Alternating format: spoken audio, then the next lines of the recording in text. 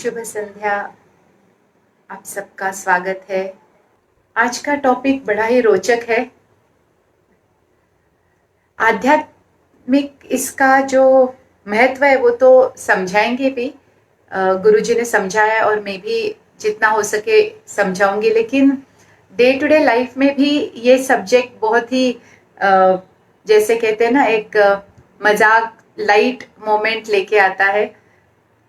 जो भी एक जेंडर में है उसको दूसरा जेंडर पसंद आता है, और ज्यादातर औरतें बहुत परेशान हो जाती है इस जन्म से और कहते हैं कि अगले 7 जन्म तो मैं पुरुष का ही लूंगी। और पुरुष सोचते हैं कि औरत का जन्म ज्यादा इजी है, ज्यादा उसमें तकलीफ नहीं है, स्ट्रेस नहीं है।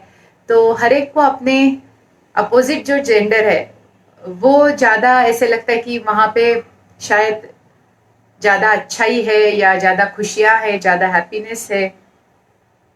और हमारी चाहत तो यही रहती है कि अगले जन्म में हम क्या बने, लेकिन इस जन्म में हमने ये क्यों चूज किया है, और शायद अगले जन्म में भी हम पता नहीं कौन सा लिंग चूज करेंगे।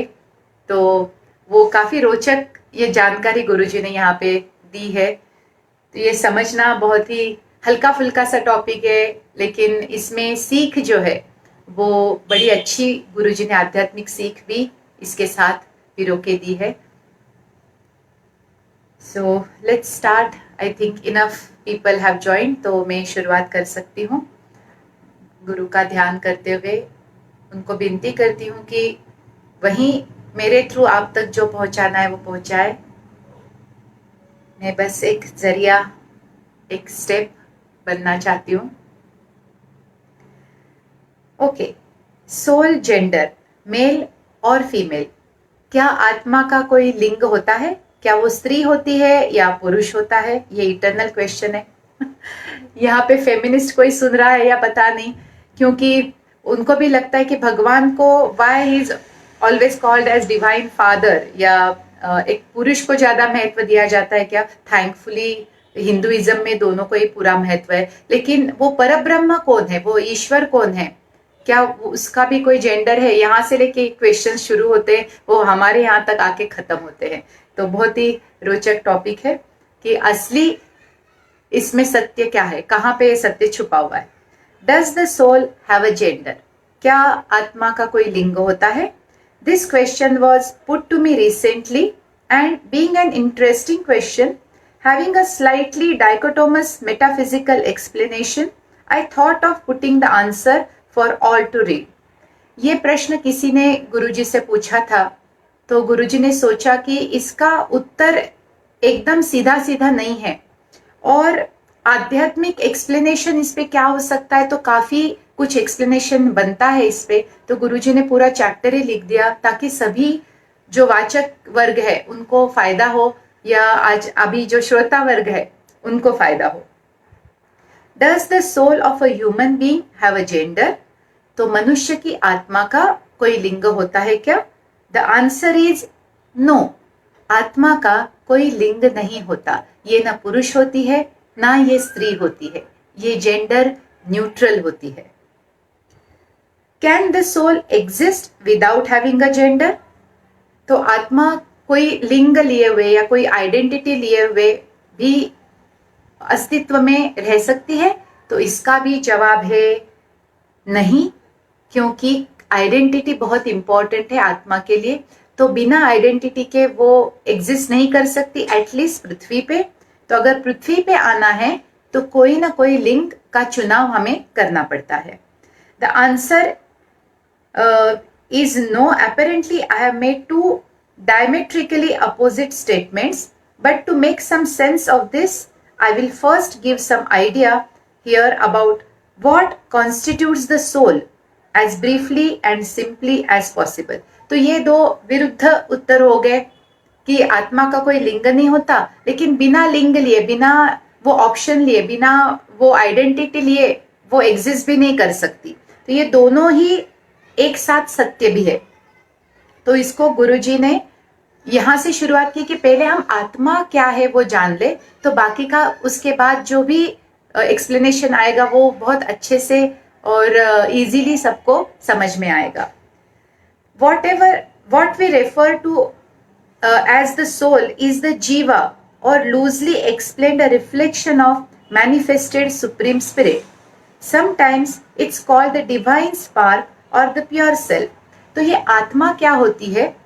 आत्मा होती है भगवान का जो एक प्रतिबिंब है, एक डिवाइन स्पार्क बोलते हैं, एक ज्योत बोलते हैं, जो एक प्रतिबिंब है। जैसे सूरज अगर पानी में चमक रहा है तो जैसे वो प्रतिबिंब होता है, वैसे ही एक मनुष्य की आत्मा जो होती है या कोई भी आत्मा जो होती है वो परमेश्वर का अंश बोलिए आप या परमेश्वर का प्रतिबिंब बोलिए, उस स्वरूप में होती है। एक ज्योत की तरह, एक स्पार्क की तरह, एक चिंगारी की तरह होती है।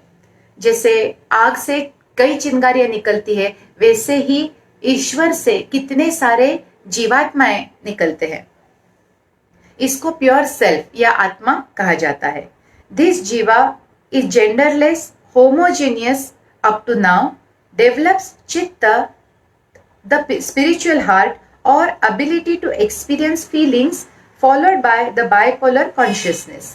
जैसे ही इसकी उत्पत्ति होती है परमेश्वर से या उस निर्गुण परब्रह्म से, जैसे ही उसकी उत्पत्ति होती है उसको एक महसूस करने की शक्ति प्राप्त होती है। फीलिंग्स जहाँ पे उत्पन्न होते, जिसको हम स्पिरिचुअल हार्ट बोल सकते हैं या चित्त बोलते हैं, जो हृदय यानी फिजिकल हृदय नहीं, लेकिन आत्मा को अनुभूति हो भावनाओं की, वो क्वालिटी डेवलप होती है। और जैसे ही वो क्वालिटी डेवलप होती है, उसके दो पोलैरिटी या दो पोल्स, जैसे नॉर्थ पोल साउथ पोल होते हैं, या फिर प्लस और माइनस दो एनर्जी के दो एक्सट्रीम्स होते हैं, वैसे ही उसके स्वभाव में दो एक्सट्रीम्स की भी निर्मिति हो जाती है। जैसे ही भावनाओं को महसूस करने की ताकत आती है, स्वभाव के दो एंड्स यानी स्वभाव के दो अलग अलग छोर वहां पे निर्माण हो जाते हैं। One is wisdom and the thinking and other is thinking और wanting to fulfil desire ability at another end. तो जो हमारा सोचने की जो शक्ति होती है एक आत्मा की, उसके दो पहलू फिर नजर आने लगते हैं। वो दो एंड्स होते हैं, दो छोर होते हैं। एक छोर पे होता है विजडम या विवेक, जो कि सच झूठ में या गलत और सही में फर्क करना जानता है, और दूसरा है मन, जिसको एंजॉय करना है, जिसको हर तरह का सुख उपभोगना है, जो सोच सकता है, जिसमें डिजायर्स उत्पन्न होते हैं। तो ऐसे दो छोर तैयार हो जाते हैं। जैसे ही ये चित्त या ये हृदय तैयार होता है और ये मन, जिसके की दो एंड्स है, ये तैयार हो जाते हैं। एक को मानस बोलते हैं यानी हमारा मन, और एक को विजडम यानी सत विवेक बुद्धि। This entire process facilitates the individuality of the jiva to stand out, and ahamkar or the individual self or ego is born. जब ये सारी तत्व उस प्योर, जिसको कुछ भी पता नहीं था, जो बिल्कुल एक स्पार्क की तरह, एक चिंगारी की तरह था, अब उसमें ये क्वालिटीज डेवलप हो रहे हैं, जिसके कारण अब उसका वजूद, उसकी पर्सनालिटी तैयार हो रही है, और उसकी वो अनुभूति कर सकता है कि मैं अलग हूं। जैसे मैं सीमा हूं और आप है, हम दोनों में हमको फर्क महसूस होता है। वो फर्क महसूस करने की क्वालिटी आ जाती है। वो इसको बोलते हैं इंडिविजुअल ईगो या वो अहंकार। ये वो वाला अहंकार नहीं है जो हम समझते हैं एटीट्यूड जो दिखाता है, या जिसको प्राउड बहुत ज्यादा हो गया है, वो अहंकार नहीं। ये अहंकार है इंडिविजुअलिटी का, कि ये मैं हूं और ये आप है। तो वो हर एक जीवात्मा को प्राप्त हो जाता है, और ये धीरे धीरे डेवलप होता जाता है। एक जिसको बोलते हैं, जिसको कुछ भी पता नहीं था खुद के बारे में, उसके अंदर अब सोचने की शक्ति आ गई है, महसूस करने की शक्ति आ गई है। उसको ये भी अभी पता चल रहा है कि वो अलग है सबसे। तो इन सब के कारण उसको एक इंडिविजुअलिटी, उसको एक व्यक्तिमत्व प्राप्त होता है। This amalgam which is eternal and indestructible is now ready to traverse the universe eternally as the जीव आत्मा।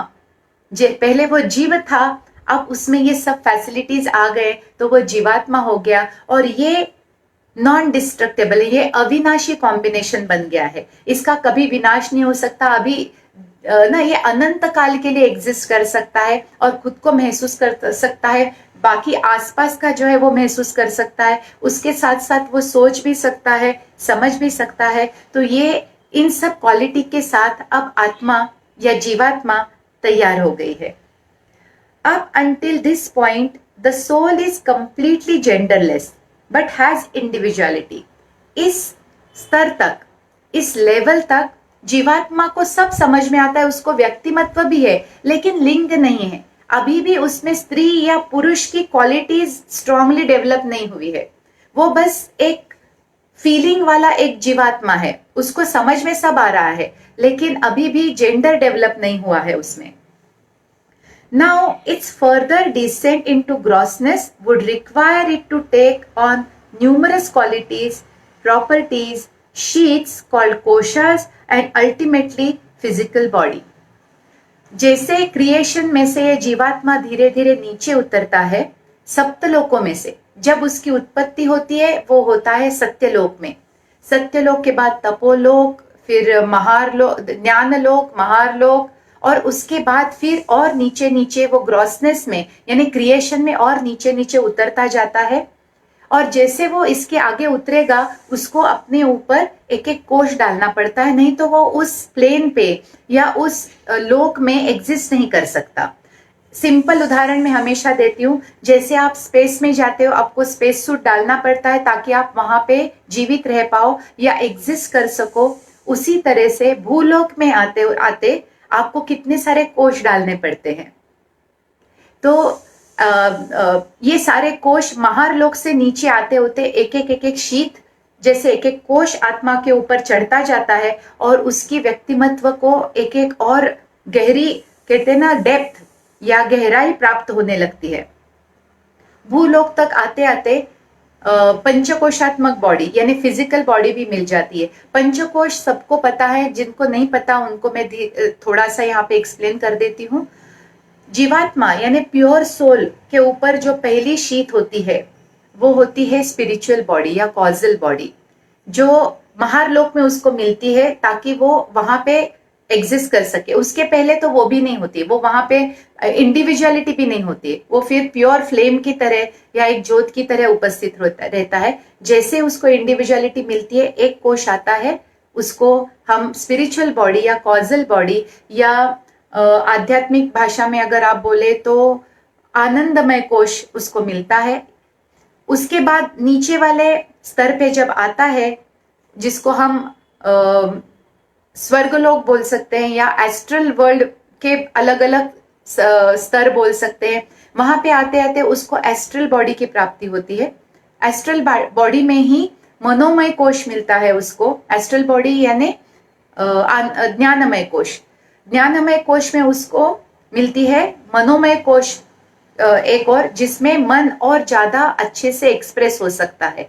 तो ये 3 कोश बन जाते हैं। और जैसे ही वो पृथ्वी पे आने की कोशिश करता है एस्ट्रल वर्ल्ड से यानी पितृलोक से नीचे उतरने की कोशिश करता है, उसको एक और कोश लेना पड़ता है भूलोक के लिए, क्योंकि भूलोक पंचतत्वों से बना है।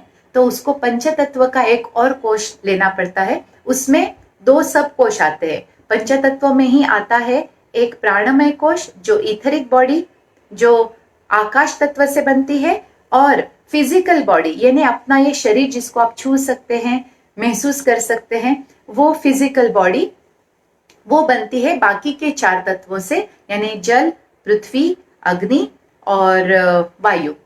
तो इस तरह से पंचकोशात्मक शरीर धारण करके हम पृथ्वी पे आते हैं एक्सप्लोर करते हुए। We are explorers in this vast universe. जैसे ना हम प्रवास कर रहे हैं और अलग अलग जगह का अनुभव करने के लिए हम इधर उधर जा रहे हैं, और ना हर एक अनुभव को हम रिकॉर्ड कर रहे हैं। इसके लिए ये सब होता है, इन कोशों की आवश्यकता होती है, और ये बाय चॉइस होता है।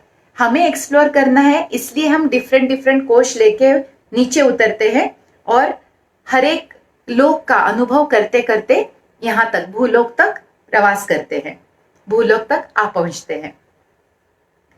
तो this will again depend on which of the 7 dimension it is functioning, and the physical dimension is the lowest and the last. तो भूलोक क्रिएशन का सबसे आखिरी लोक है, सत्य लोक से लेकर भूत लोक तक 7 लोकों में हमारा एग्जिस्टेंस रहता है। भूलोक सबसे आखिरी में आता है। Since from this point onward the soul will have to choose the gender it would like to experience that dimension in. It cannot continue in a gender neutral form. यहाँ तक आते आते उसको लिंग का चुनाव करना पड़ता है, क्योंकि फिजिकल डायमेंशन में आपको डिस्टिंक्टिवली मेल या फीमेल, स्त्री या पुरुष बनना है, वो चूज करना पड़ता है, वो आपको चुनाव करना पड़ता है। This is necessary because procreation is one of the 5 major qualities of manifested divinity, and since we are its reflection, we too incorporate all its qualities. जनन करना यानी निर्मिति करना, ये ईश्वर की एक क्वालिटी है। 5 क्वालिटीज में से निर्माण करने की क्वालिटी, प्रोक्रिएट करने की क्वालिटी, जन्म देने की या क्रिएशन को आगे ले जाने की क्वालिटी जैसे ईश्वर में है, क्योंकि हम उसका अंश है, वो हमारे अंदर भी आ जाती है। और इस क्रिएशन के लिए, फिजिकल डायमेंशन में क्रिएशन पॉसिबल हो, इसके लिए मेल और फीमेल या स्त्री और पुरुष शरीर का चुनाव आत्मा को करना पड़ता है। Since we are its reflection, we too incorporate all its qualities. Procreation must be understood in its broadest interpretation as manifestation of Shiva and Shakti, or the static and dynamic, और पुरुष और प्रकृति, aspects of formless divinity. तो formless divinity यानी निर्गुण निराकार जो ब्रह्मन है, वो कुछ क्रिएट नहीं कर सकता, क्योंकि क्रिएशन के लिए मेल फीमेल क्वालिटीज होना जरूरी है। वहां पे शरीर नहीं होता है, लेकिन क्वालिटीज होती है, एनर्जेटिक क्वालिटीज होती है, ऊर्जा का वो स्वरूप होता है। तो पुरुष और प्रकृति या शिवा और शक्ति, नॉट नेसेसरीली शंकर भगवान जो हम जानते हैं, बट उनसे भी आके शिव यानी फॉर्म लिया हुआ भगवान हम बोल सकते हैं। वहां से सारा क्रिएशन शुरू हो गया। उन दोनों के मिलाप से, उन दोनों एनर्जीज के क्वालिटी से बाकी ब्रह्मांड की निर्मिति हुई। तो जब उनमें वो क्वालिटी है, तो हमारे अंदर भी वो क्रिएशन की क्वालिटी मौजूद रहती है। This in turn is necessary for universe to expand. इस यूनिवर्स को चलाने के लिए, उसको बढ़ाने के लिए ये 2 क्वालिटीज जरूरी है। In the spirit dimension a soul can choose a gender as per its inherent and individual nature or the type of work it chooses to perform in the universal plan. पृथ्वी में आने से पहले astral dimension में यानी energetic जो लोक है, वहां पे आप जेंडर चूज कर सकते हैं। इन कुछ चीजों के ऊपर डिपेंड करता है कि हम स्त्री या पुरुष का रोल सिलेक्ट करेंगे। डिपेंड करता है कि आपका काम क्या है, आपका रोल क्या है, उस हिसाब से हम स्त्री या पुरुष क्वालिटीज को अपनाते हैं। तो बेसिकली वो अपनाना है, वो चॉइस है, वो जन्मजात नहीं होती। जन्मजात दोनों क्वालिटीज अंदर सीड फॉर्म में होती है, यानी बीज फॉर्म में होती है, लेकिन उनको एक्सप्रेशन देने के लिए, उनको एक आकार या स्वरूप देने के लिए हमें चुनाव करना पड़ता है।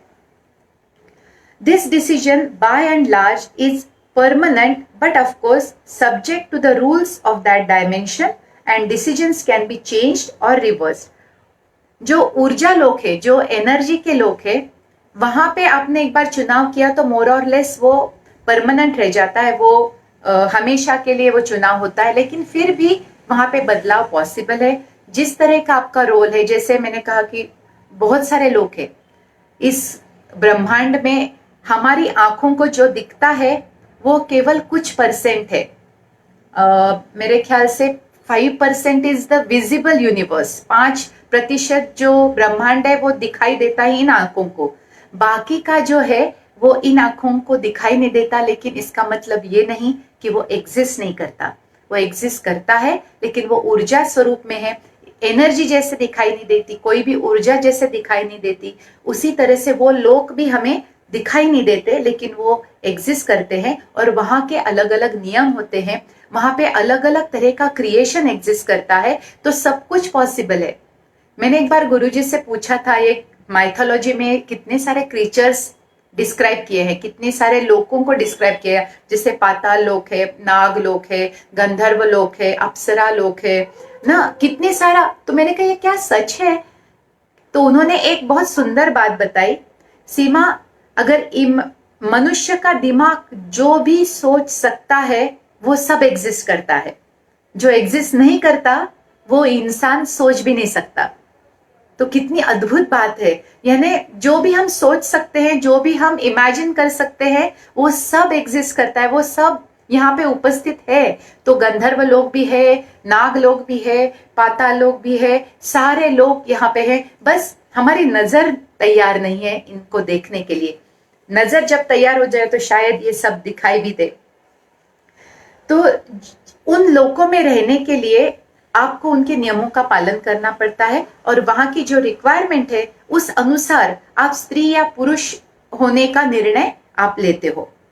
वो भी चेंजेबल है, वो भी आप चेंज कर सकते हो जब भी जरूरत पड़े। यूनिवर्स में एक बात आप ध्यान में रखिए, वहां पे हम यूं ही एवे ही नहीं कोई निर्णय लेते, बहुत सोच समझ के और जरूरत के हिसाब से हर निर्णय लिया जाता है। ऐसे किसी को मन में आया इसलिए कुछ नहीं होता है, उसका बराबर से सोच विचार करके उसका रिक्वायरमेंट क्या है, उसकी जरूरत क्या है, उस हिसाब से ही सारे निर्णय होते हैं। कोई भी चीज रैंडम इसीलिए नहीं है, हर एक चीज का महत्व है, हर एक चीज का अर्थ है। This decision by and large is permanent, ये हो गया। The lower the soul descends down to the grosser dimensions, the more prominent is the need and significance of gender. Creation में हम जितना नीचे उतरते हैं, जैसे मैंने कहा भूलोक यानी पृथ्वी लोक सबसे निचला वाला प्लेन है, तो जैसे हम नीचे नीचे आते हैं चुनाव ज्यादा जरूरी और महत्वपूर्ण बन जाता है कि हम किस रोल को चूज करेंगे, स्त्री या पुरुष। Now coming to the two dimensions that primarily concern us humans, namely the astral and the physical. The rules are quite clear. अब हम बाकी के लोगों को जाने देते हैं, क्योंकि वो हमारे कहते ना हमारे लिए इतना जरूरी नहीं कि वहां पे क्या होता है। जिन लोकों में हम वास करते हैं, जब तक कि हमारी मुक्ति नहीं हो जाती, जब तक हम लिबरेट नहीं हो जाते सोल, तब तक हम इन दो लोकों में ही आते जाते रहते हैं। तो एक तो भूलोक या फिर पितृलोक, इन दोनों में ही हमारा आना जाना रहता है। तो इन दोनों के नियम जानना जरूरी है, और इन दोनों पे कैसे एग्जिस्टेंस होता है वो जानना जरूरी है। The rules are very clear, यहाँ पे बिल्कुल स्पष्ट नियम है।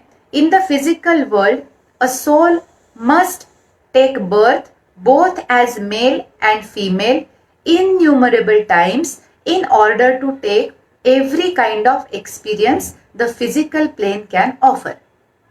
अगर आप पृथ्वी लोक पे जन्म ले रहे हैं तो आपको अनंत काल तक स्त्री या पुरुष, पुरुष या स्त्री, ऐसे रोल्स असंख्य ना मात्रा में आपको लेने पड़ेंगे, ताकि आपका सोल ज्यादा अनुभव सिद्ध हो जाए और अलग अलग तरह के अनुभव इन दोनों शरीरों से जो मिलते हैं वो रिकॉर्ड हो जाए, वो आपको मिल जाए। तो इसके लिए आपको हजारों लाखों बार शायद स्त्री या पुरुष का जन्म लेना पड़े। This is mandatory if one has to educate the soul and complete the schooling the planet earth has to offer.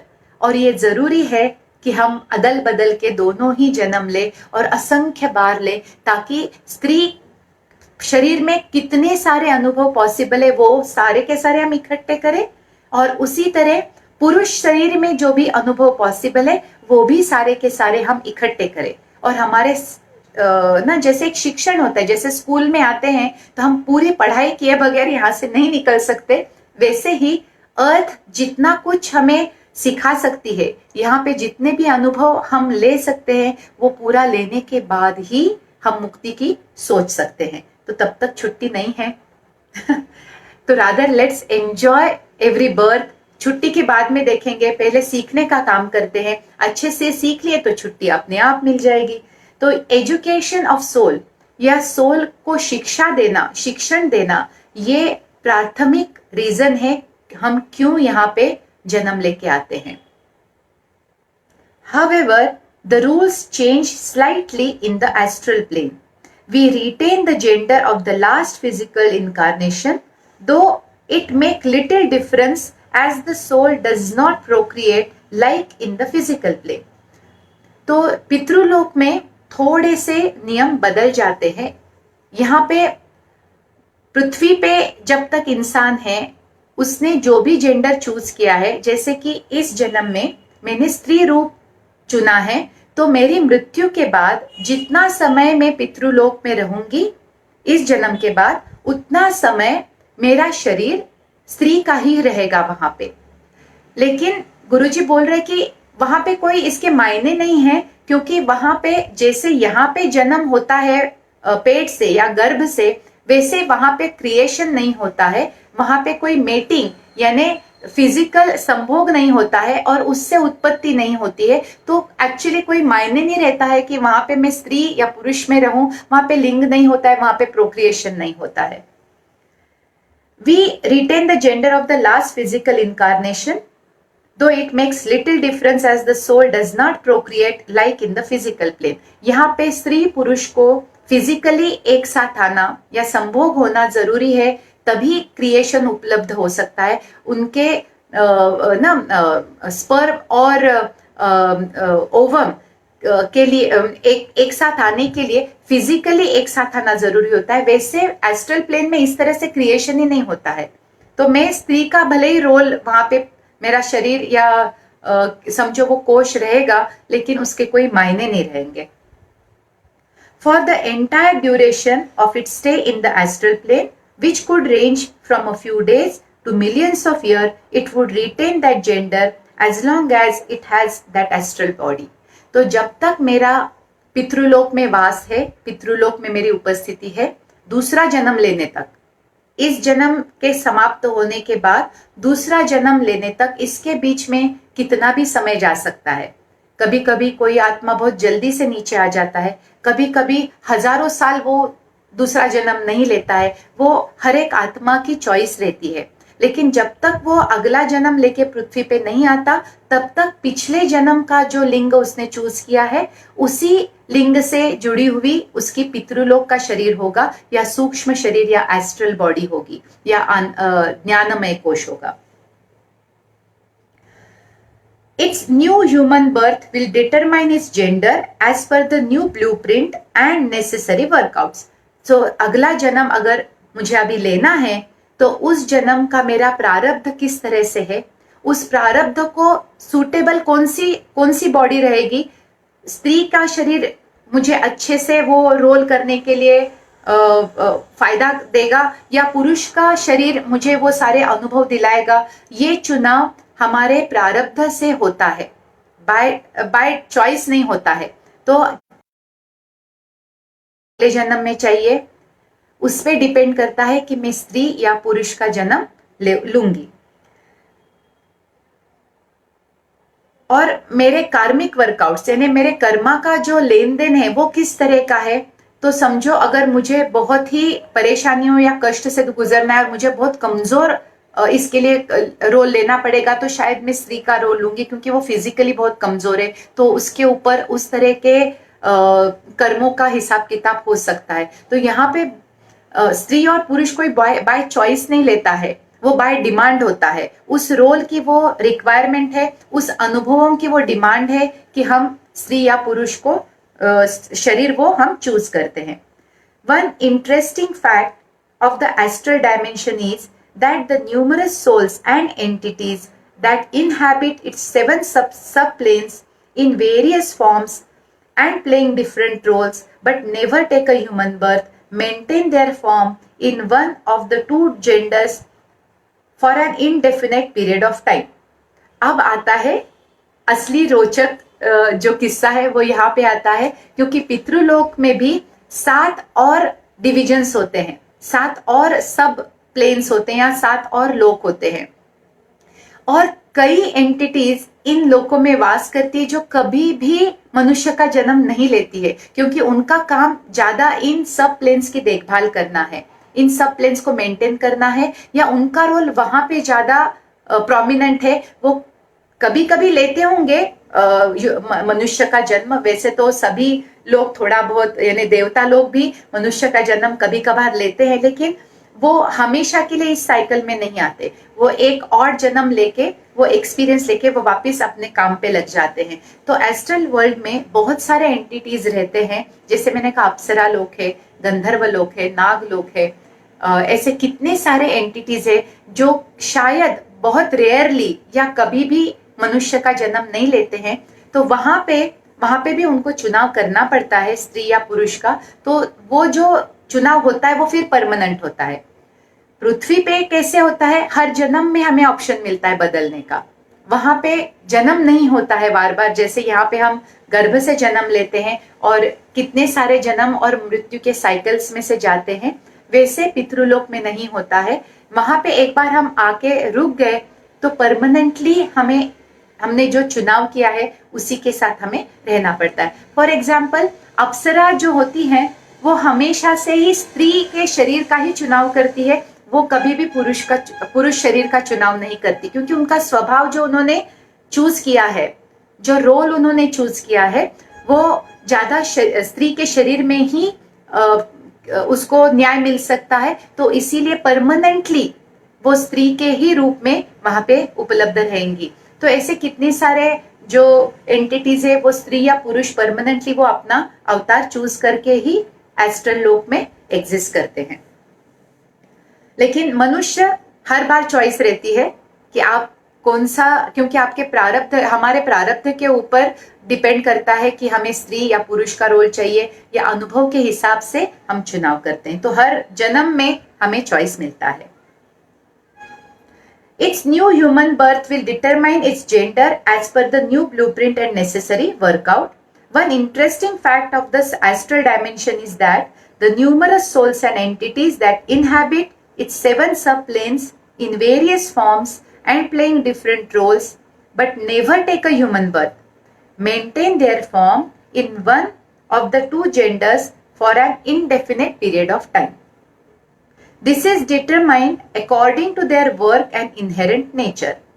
To sum up, let me say each soul inherently has both male and female qualities, and depending on its individual path of evolution in this endless journey through time, will take experiences in both genders at some time or other. जैसे मैंने पहले ही कहा, आत्मा में जैसे परब्रह्म में स्त्री और पुरुष दोनों ही एग्जिस्ट है, पुरुष और प्रकृति, जो निर्गुण निराकार ब्रह्म है उसमें पुरुष और प्रकृति दोनों मौजूद है।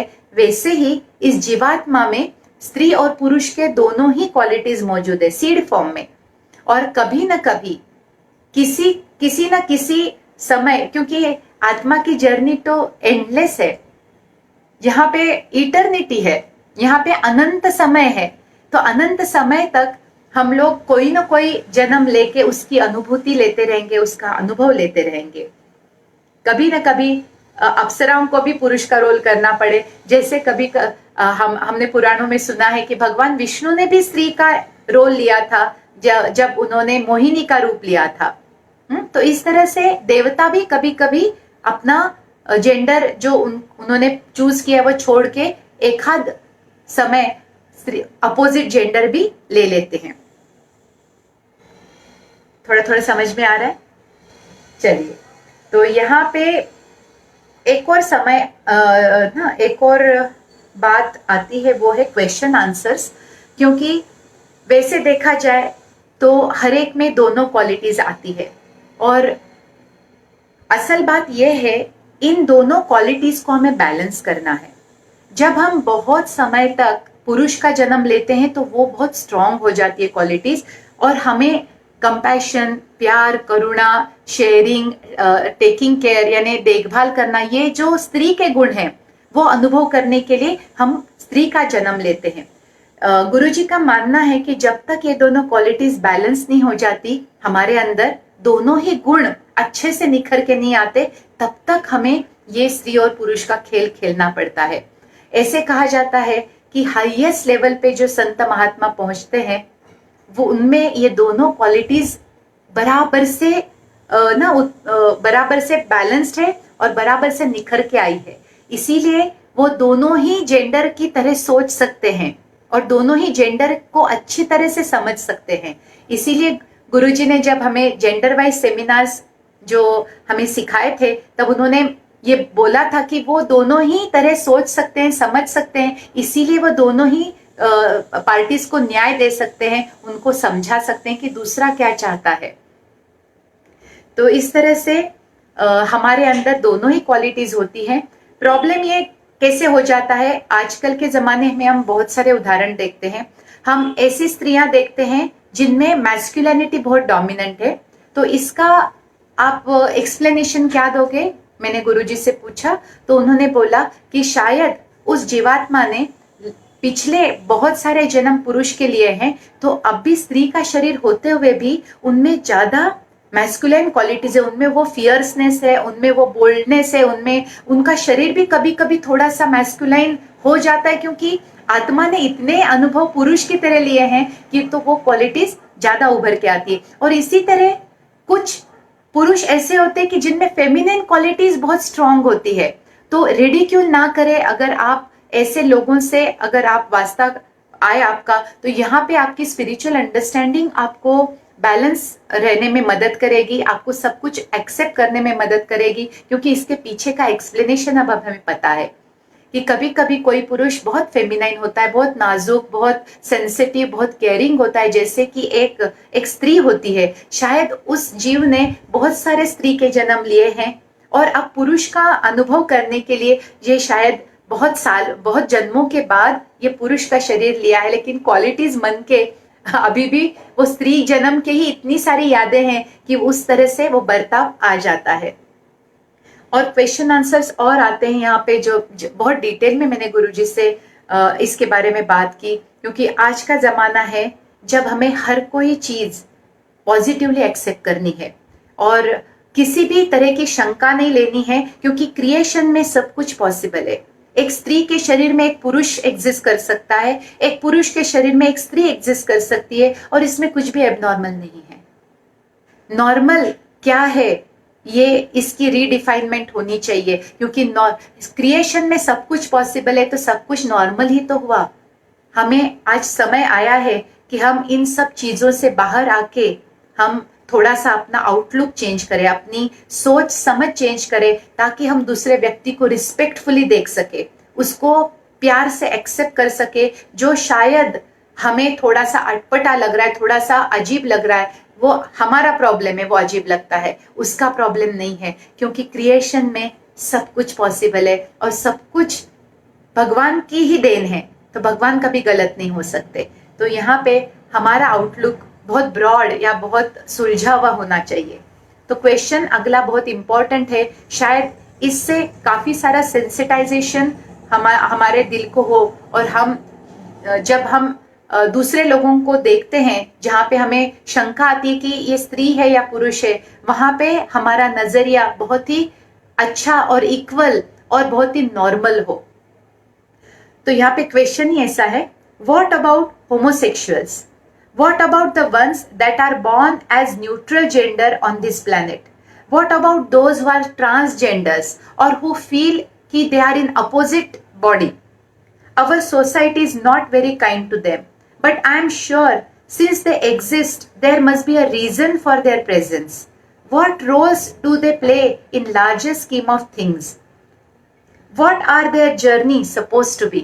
I think इस प्रश्न का उत्तर जानना हम सबके लिए जरूरी है कि यहाँ पे समलिंगी होते हैं, यहाँ पे एक पुरुष स्त्री की तरह वेश धारण करता है, एक स्त्री पुरुष की तरह जीना चाहती है, या फिर ऐसे भी होते हैं जिनको हम यूनक्स बोलते हैं या जिनको हम थर्ड जेंडर बोलते हैं, जो ना स्त्री के शरीर में एक पुरुष की शरीर में एक स्त्री है, ऐसे करके बोलते हैं।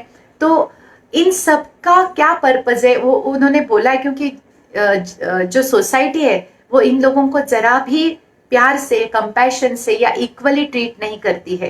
तो स्पिरिचुअली उनका एक्सप्लेनेशन क्या हो सकता है और उनका क्या रोल है, उन्होंने इस तरह का अनुभव क्यों चुना, देखते हैं गुरुजी इसके ऊपर क्या सलाह देते हैं। लेकिन मेरी एक बहुत ही एक सिंसियर रिक्वेस्ट है, जो भी ये सुन रहा है, कृपया आप समझे, कृपया इन लोगों का मजाक ना बनाएं, कृपया इनको समझने की कोशिश कीजिए, इनको मान दे, क्योंकि ये भगवान की देन है।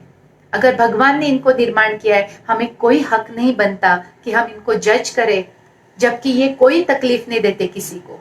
क्रिमिनल्स जहां पे हम उनको इस नजर से नहीं देखते, उनको रिडिक्यूल नहीं करते, तो इन लोगों का रिडिक्यूल करने का, इनका मजाक बनाने का हमें कोई हक नहीं है। वो अपनी अपनी अपने इच्छाओं के साथ, अपनी अपनी कहते हैं ना प्रेफरेंस के साथ शांति से जीना चाहते हैं, आप इनको जीने का हक है। तो स्पिरिचुअली क्या आंसर है देखते हैं, ये बहुत महत्वपूर्ण है। रिलीजन यानी धर्म और अध्यात्म, ये दोनों बहुत अलग अलग चीजें हैं। और हिंदू धर्म में तो हमेशा से ये ओपन रहा है, क्योंकि खुद कृष्णा ने बृहन्नडा का रोल करके, उन्होंने खुद स्त्री बन के काफी जीवन उन्होंने अपना जीवन का 1 साल दिया था। इसी तरह विष्णु जी ने स्त्री का रोल लिया था। तो हिंदू धर्म में तो ये आम बात है, हिंदू धर्म में तो ये नॉर्मल है। फिर भी मेजॉरिटी हिंदूज इन लोगों को जज करते हैं, ये बड़ी शर्म की बात है। तो यहाँ पे ना हम अपने प्रेफरेंस से, प्रायोरिटी से हम चूज करते हैं, क्या कन्वीनियंटली चूज करते हैं कि हमें क्या अच्छा लगता है और क्या नहीं। नहीं, जो भी है इस क्रिएशन में वो सही है। यहाँ पे अच्छा ना लगना या लगना ये सवाल ही नहीं उठता है। यहाँ पे हर चीज सही है और इसको मान देना, इसको रिस्पेक्ट करना, ये हमारी जिम्मेदारी है। तो गुरुजी का आंसर इस तरह से है, being gay is more a question of sexuality than gender. तो बीइंग गे डजंट मीन कि उनके शरीर में स्त्री डोमिनेंट है या पुरुष डोमिनेंट है, ये बाय चॉइस है, ये एक चुनाव है। और ये प्रश्न है न लैंगिकता से ज्यादा रिलेटेड, ना कि लिंग से। I normally refrain from writing or talking on the subject of sexuality for 2 reasons. Firstly, I happen to know exactly how human sexuality is viewed in the spirit world and how hollow our middle class morality looks in front of the reality of gender interaction when viewed from a higher perspective. तो गुरुजी बोल रहे हैं, मैं इस विषय में हमेशा बोलना मैंने टाला है, क्योंकि वो बोल रहे हैं कि मुझे इतना अच्छे से अंदर पता है कि इन सब चीजों को भगवान किस नजर से देखता है और एक सो कॉल्ड ह्यूमन मोरालिटी इनको किस तरह से जज करती है। तो इतना फर्क है इसमें। जब हम ऊपर से देखते हैं तो ये इतना तुच्छ, इतना गलत, इतना लोली या नीच दिखता है कि गुरुजी बोलते मैं इस विषय में बोलना भी नहीं चाहता। जिस तरह से एक इंसान दूसरे इंसान की तरफ देखता है, भगवान नहीं देखता इस तरह से। The present standard of morality we follow globally are largely a creation of religious institutions that flourished and wielded tremendous power in the last 1000 years. तो गुरुजी बोलते ये धर्म ने ये नियम बनाए हैं, भगवान ने नहीं। और इनको इतना स्ट्रिक्टली धर्म ने हमारे सर में डाला है, भगवान ने नहीं। They were mainly located in the Mediterranean region and Europe. तो ये ज्यादातर उस विभाग में थे। भारत हमेशा से बहुत लिबरल रहा है।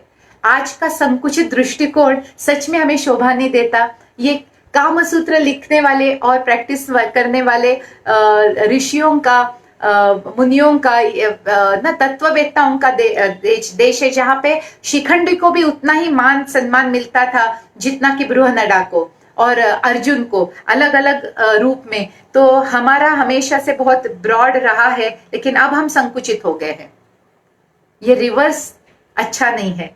हमें काफी यहाँ पे सुलझा हुआ समझदार नजरिया चाहिए जो गुरुजी दे रहे हैं यहाँ पे। The Vatican, that I think I avoid that, religious यहाँ पे बहुत हो रहा है। तो किसी एक रिलीजन को न लेते हुए मैं जनरल ब्रॉड ये करती हूँ कि ब्रह्मचर्य या फिर एबॉर्शन या फिर कॉन्ट्रासेप्शन या फिर समलिंगी संबंध, इसके ऊपर धार्मिक बहुत ज्यादा कहते हैं ना विचार लोग व्यक्त करते हैं, सही गलत में पढ़ते हैं या पाप पुण्य में पढ़ते हैं सबसे ज्यादा। तो यहाँ पे गुरुजी बोलते हैं कि भगवान का आउटलुक यहाँ पे बहुत ही अलग होता है। एक बात जो सुनने वाले वो ध्यान से सुने, क्या पाप है और क्या पुण्य है आज के बाद ये भ्रम किसी को ना रहे, क्योंकि एक इस बात ने मेरे कंधे पे जो बोझ रहता था, जो गिल्ट रहता था, जो एक कहते ना एक ऐसी भावना जो मुझे ऐसे फील करवाती थी कि मेरे अपराध हो गया मेरे हाथ से, तो अपराधी भावना जो है वो मेरे शोल्डर से, मेरे कंधों से उठ गई जिस दिन गुरुजी ने ये एक सिंपल स्टेटमेंट मुझे बताया। कहते हैं हमेशा याद रखना, जब भी आपको कोई दुविधा हो कि मैं पाप कर रही हूं या पुण्य कर रही हूं, ये वाक्य याद रखना और इसी वाक्य से आपके एक्शंस को आप लेना। तो वो वाक्य ये है, जब आप कोई भी चीज जानबूझकर दूसरे को परेशान करने के इरादे से करते हैं, उसको दुख देते हैं, उसको परेशान करते हैं, या फिर जो आपका नहीं है उसको जबरदस्ती छीनते हैं, दूसरों से लूटते हैं, दूसरों को बिल्कुल धोखा दे देते हैं, वो पाप है। उसके बाद कोई भी पाप नहीं है। इतनी सिंपल सी चीज। तो जो दो समलिंगी लोग हैं वो किसको हर्ट कर रहे हैं, वो किसको दुख दे रहे हैं, वो किसको लूट रहे हैं? किसी को भी नहीं। वो बस अपना प्यार अलग तरह से एक दूसरे के प्रति व्यक्त कर रहे हैं। तो इसमें पाप आता ही कहां है? आज के बाद पाप पुण्य का विषय हम लोगों के लिए क्लोज हो जाता है अगर इरादा सही है, अगर हमारा अंदर से हेतु या फिर हमारा इंटेंशन प्योर है, हमारा मन साफ है, तो बस कोई पाप नहीं रह, कोई पाप नहीं है। तो इस पाप पुण्य के चक्कर से ही बाहर आइए। सही गलत पाप पुण्य ये नजरिया है, ये हर एक व्यक्ति के लिए अलग अलग हो सकता है। तो भगवान का जो सत्य है वही स्टैंडर्ड है, वो सबके ऊपर सही से ही लागू होता है। नहीं तो हर धर्म में अलग अलग नियम रहेंगे, हर प्रजाति में अलग, हर कम्युनिटी में अलग अलग नियम रहेंगे। भगवान के नियम बदलते नहीं है, भगवान का नियम एक ही रहता है। किसी भी एरा में, किसी भी समय में, किसी भी कंट्री में वो एक ही रहता है। और जब तक आपके इरादे सही है, आपको किसी भी पाप से डर नहीं लगना चाहिए, क्योंकि पाप होगा ही नहीं आपसे। ओके, सो ये क्लियर हो गया। तो इन लोगों को जज करना छोड़ दे, इन लोगों को शांति से अपना लाइफ जीने दे, रिस्पेक्ट करे, इंक्लूड करे, उनको अपना ही हिस्सा माने, वो अलग है ही नहीं। To my mind, the crime of sexually molesting a child is the same as premeditated murder. तो यहाँ पे बड़े बड़े ना जो झूठे लोग हैं, जो भगवान के नाम पे संदेश देने वाले, वो ऐसी गंदी हरकतें कर रहे हैं और वो समलिंगी लोगों को जज कर रहे हैं। ये कहाँ का फायदा है? छोटे बच्चों के साथ अत्याचार करना किसी हत्या से कम नहीं है। और यही लोग ये सिखाते हैं कि किस तरह से होमोसेक्सुअलिटी या समलिंगी संबंध गलत है, या भगवान से, भगवान के ऑर्डर में नहीं है, नेचुरल नहीं है, नॉर्मल नहीं है। ये किसने डिसाइड किया? मेरे ख्याल से जो भी कुछ घटित होता है, अगर वो भगवान घटित होने दे रहा है, इसी का मतलब है उसको मंजूर है। और क्या प्रूफ चाहिए? अगर उसको मंजूर नहीं होता तो किसकी क्या औकात कि वो घट जाए?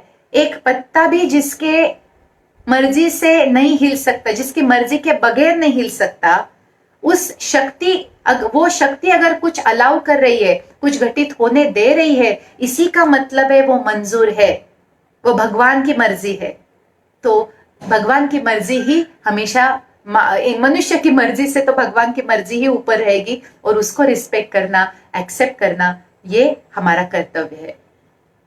This is just one example, but almost every socio-religious institution is guilty of hypocrisy and double standard. गुरुजी को बहुत गुस्सा आता है, इस दोगले व्यवहार से गुरुजी को बहुत गुस्सा आता है कि यही पुजारी, पंडित, ये मुल्ला, मौलवी, ये फादर, ये जो सरमन्स देते हैं, अपना खुद का व्यवहार उनका बड़ा ही अपोजिट रहता है। और बड़े बड़े स्टेज पे ये लोग प्रवचन देते हैं, लेकिन खुद का व्यवहार इनका इतना अपोजिट होता है। ये दोगलापन गुरुजी से सहन नहीं होता है, ये हिपोक्रेसी है, ये ये उनसे सहन नहीं होती है।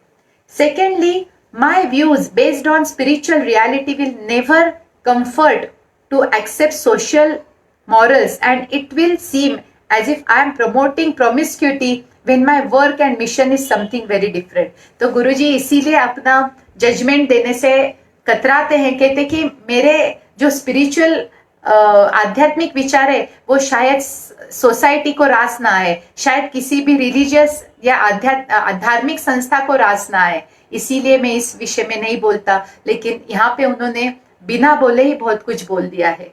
जो भगवान की मर्जी है वही घटित होता है इस पृथ्वी पर। बस मनुष्य को वो पसंद आए ना आए, मनुष्य को वो अच्छा लगे या ना लगे, किसको फर्क पड़ता है। मनुष्य है ही उसी लेवल पे जहां से उसको वैसे भी कुछ समझ में नहीं आता है। अगर उसको कोई अच्छा नहीं लग रहा है, इसका मतलब ये नहीं है कि वो गलत है। गलत सिर्फ वो है जो बुरे इरादे से किया जाता है, बाकी कुछ भी गलत नहीं है। But to satisfy your curiosity, let me just say that one is not born a homosexual. Being a gay is a choice one makes on becoming an adult. There is no spiritual implication, positive or negative, by this choice, just a series of different experience. तो गुरुजी बोलते हैं कि बहुत बार समलिंगी संभोग ये एक choice होता है, कोई जन्म से समलिंगी नहीं होता है। उस तरह के अनुभव वो आत्मा चूज करती है, बस इतना ही। इसको कोई आध्यात्मिक अच्छा या बुरा, पाप या पुण्य ऐसा कुछ नहीं है। एक अलग अनुभव, बस इतना ही इसका सिंपल एक्सप्लेनेशन हो सकता है। और सेम चीज एप्लीकेबल है ट्रांसजेंडर्स को। यहाँ पे ये सवाल ही नहीं पैदा होता कि सोसाइटी क्या सोचती है, वो आत्मा क्या सोचती है, वो सबसे ज्यादा महत्वपूर्ण है। अगर उसको लगता है कि भले ही मेरा शरीर पुरुष का है लेकिन मैं अंदर स्त्री हूं, तो उसको पूरा हक है उसको जैसे चाहे वैसे रहने का, और हमारा कर्तव्य है कि उसको सम्मान देने का, उसको मान देने का, उसको एक्सेप्ट करने का, क्योंकि वो जैसा है वैसा है, वो नकार नहीं सकता, और हम नकारे इतनी हमारी औकात नहीं है। Those who feel strong personal qualities and traits of opposite sex in themselves could be for some karmic workout. ये कोई कर्मा का खेल होगा कि इस तरह से अपोजिट बॉडी में वो पैदा हो गया है। मन छटपटाता है, उनका मन बहुत अंदर से अशांत रहता है, बहुत कंफ्यूजन में रहता है, बहुत दुखद ये चीज होती है। अगर मैं स्त्री हूं और मेरे अंदर पुरुष की आत्मा है, पुरुष की आत्मा नहीं, पुरुष के अनुभव लिए हुई आत्मा है, जिसको वो एक्सप्रेशन ज्यादा पसंद है, तो कितना अंदर सफोकेट होता होगा। तो ऐसे लोगों को हमारी एम्पैथी, हमारे सपोर्ट, हमारे करेज की जरूरत है, ना कि हमारे तानों की और हमारे जजमेंट की। But again, this is normal as our soul has taken experiences in both the genders, so at seed level we can adopt in both roles. इसी के साथ गुरुजी ये भी कहते हैं कि शरीर किसी भी जेंडर का हो, अंदर की आत्मा को जिस तरह से रहना है वो उस तरह से रह सकती है, क्योंकि कहीं ना कहीं हम सब ने हर एक जेंडर का अनुभव लिया है, हर एक तरह के अनुभव हमने लिए हैं, और बस एक आदत कभी कभी बन जाती है कि मेरे अगर पिछले 100 जन्म स्त्री के हो, तो अगर ये जन्म भी मैंने ले लिया पुरुष का, लेकिन अंदर के अनुभव इतने स्ट्रांग रहते हैं कि शायद उस शरीर में मुझे सफोकेशन हो कि अरे मैं इस तरह से मैं ट्रैप फील करूं। आजकल थैंकफुली इतना साइंस आगे बढ़ गया है और एक्सेप्टेंस समाज का भी इतना आ गया है कि ये लोग लिंग परिवर्तन करके अपने को जो चाहिए उस तरह से खुद का शरीर बना सकते हैं। और मुझे बहुत खुशी होती है क्योंकि इसकी जो कुछ 100 साल पहले की जो घटनाएं हैं वो बहुत दुखद है। जिस तरह से इन लोगों के साथ व्यवहार किया गया है समाज ने, समाज कहीं ना कहीं इसको कहते हैं ना भुगतना पड़ेगा। इस तरह से समाज ने व्यवहार किया, बहुत कठोरता से व्यवहार किया है, कितने लोगों को मार डाला गया है।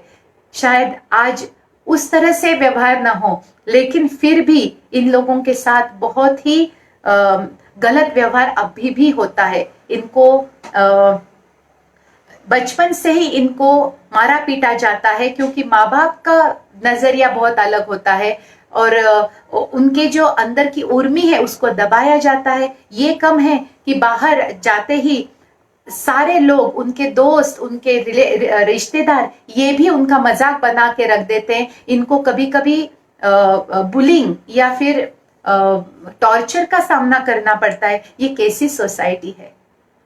मैं चाहती हूं कि हर एक व्यक्ति इसीलिए आध्यात्म में आए ताकि उनको सच्चाई का पता चले। समाज का उत्थान सिर्फ एक ही चीज से हो सकता है, आध्यात्मिक जागृति से, पढ़ लिख के नहीं।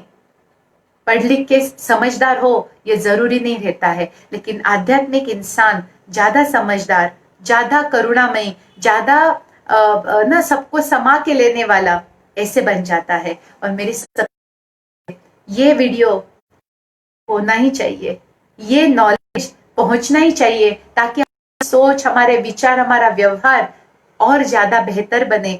हमारी नजर अब कोई गलत या सही ना, बस ये कहे भगवान ये तेरी मर्जी। मुझे खुशी है कि ये एक्सप्रेशन भी मुझे देखने को मिला। तो इसके साथ ये चैप्टर में खत्म करती हूँ, और इसके बाद का जो चैप्टर है वो भी आध्यात्म की दृष्टि से बहुत बहुत इम्पोर्टेंट है। तो जुड़े रहिए, मेरे साथ रहिए, ताकि हम गुरुजी के ज्ञान को और ज्यादा अच्छे से समझ लें और उसको ज्यादा से ज्यादा लोगों तक पहुंचाने की कोशिश करें। हम भी बदले तो कहीं ना कहीं ये समाज बदलेगा, ये हमारी जिम्मेदारी है। तो ये दोगलापन हम अपने स्वभाव से निकाल देंगे, और कौन कैसा है, किसका स्वभाव कैसा है, कौन किस तरह से जीता है, पहनता है, आज से ये विषय ही हम बंद कर देते हैं, क्योंकि इसकी कोई जरूरत ही नहीं है। धन्यवाद, और फील फ्री टू आर, जो आप जैसे फील करते हो आप वैसे ही रहो, क्योंकि आप भगवान की क्रिएशन हो और वो कभी गलत नहीं होगी। धन्यवाद।